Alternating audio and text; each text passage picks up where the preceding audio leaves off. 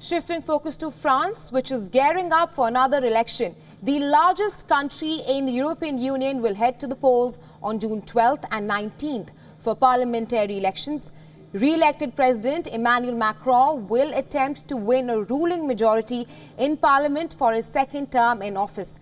Macron's party and his allies run under the banner of the centrist Ensemble Alliance. Until recently, voter surveys showed Macron's party and its allies winning an absolutely majority in the 577-seat parliament. But in recent days, that outcome has become less certain. Polls show that the president's absolute majority could be at risk. At least two polls have showed Macron's centrist camp is not guaranteed to win an absolute majority in the legislative elections.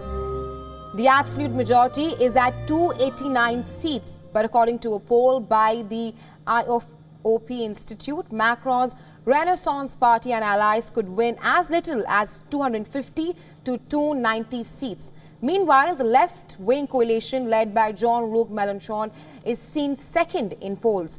Mélenchon is unlikely to win the 289 seats required for an absolute majority, but he may win enough to deprive Macron of the same. However, the conservative left Republicans could end up being kingmakers if Macron's Ensemble Alliance falls short of an absolute majority. But the question is, why does this number game matter so much? Falling short of an absolute majority would be a big setback for Macron.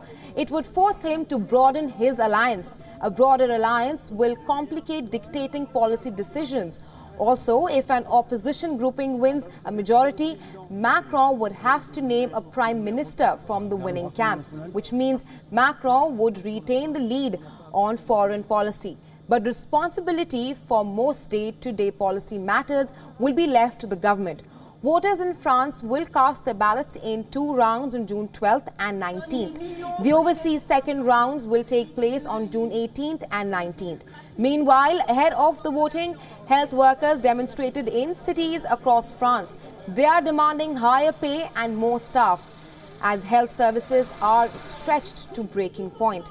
Macron has ordered a probe into which emergency units need immediate help, but opposition politicians and unions have accused him of playing for time until after the legislative elections.